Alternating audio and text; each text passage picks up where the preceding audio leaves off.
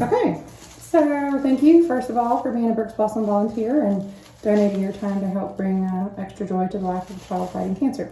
So for our solid gold blossoms that we do often in September for Pediatric Cancer Awareness Month, your materials should look something like this. You receive these big 6-inch mums that come from a really cool mom superstore here in Texas, and you're only going to need 2 for each blossom.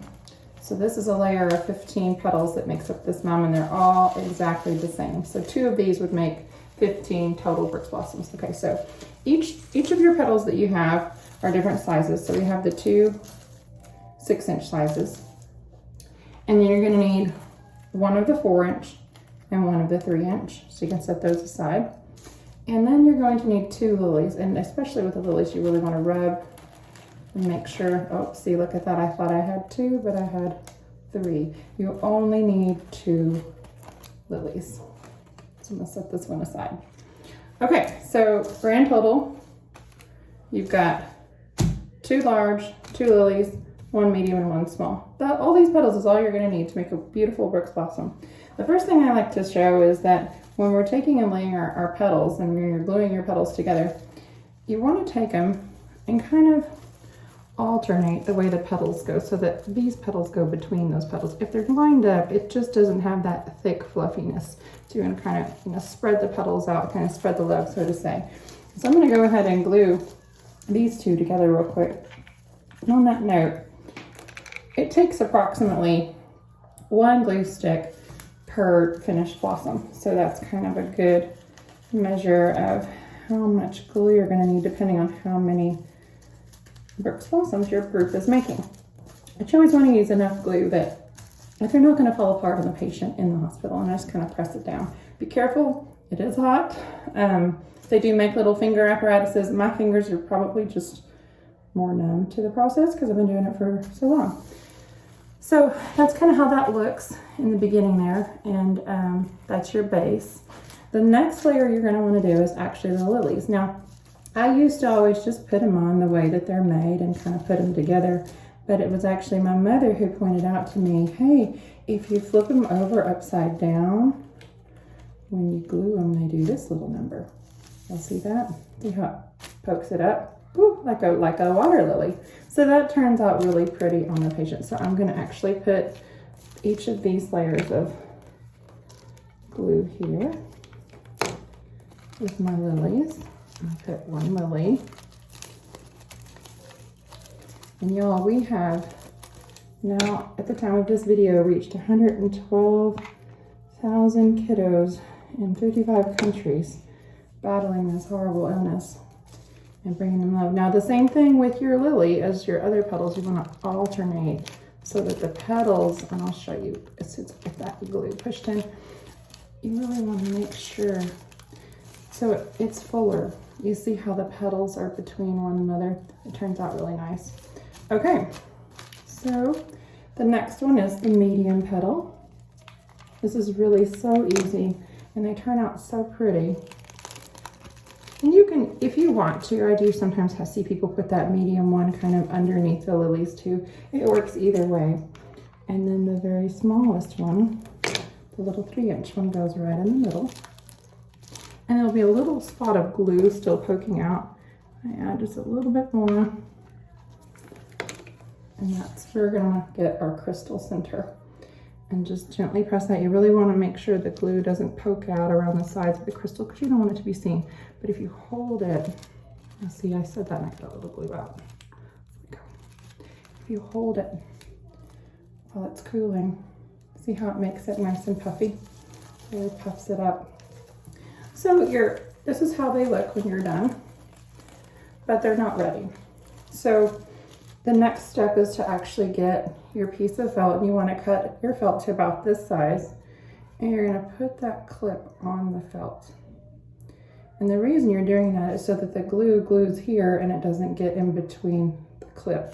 Now, if you notice, one way the clip lays flat, and another way the clip has got this little angle.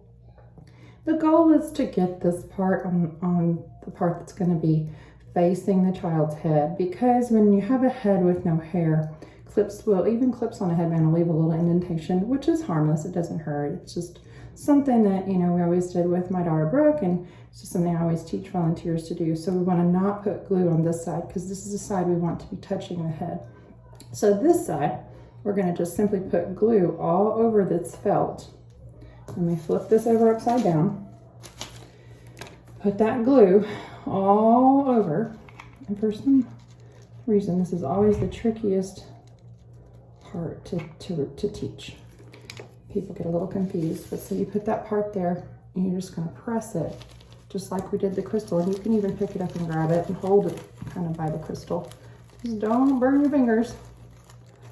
And press that in there, nice and steady. I did my nails pink and gold for Brooke. She loved pink and gold for Childhood Cancer Awareness this month. Hopefully I don't break them. Okay. So just kind of really make that nice and firm and kind of squeezing between the crystal and there. It makes a buffer, but it also makes it really secure. Okay, so then that's got to cool off. And that's your completed Brooks Blossom. So, whoop, next step is to get a headband. And I always suggest trying to find the seam. Now, when you have a head full of hair, you don't think so much about the seam. But when your head is bald, you don't want that seam to show. So that's where we're going to kind of hide the seam of that underneath the Brooks Blossom. So this should be dry. And hot glue gun is pretty quick. Whoop, some glue on my finger. And you open up that clip. See how it opens nice and even?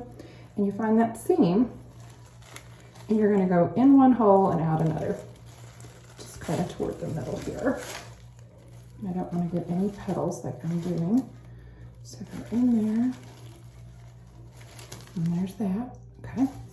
And then the next step is you have a feather, and we always get these really long ostrich feathers. They're really soft. I actually had a little girl early on that when we first started that she wore the feather. It was a Halloween feather, and she wore that orange feather all the way to Christmas until I cut her a whole bunch more. And her name was Emily.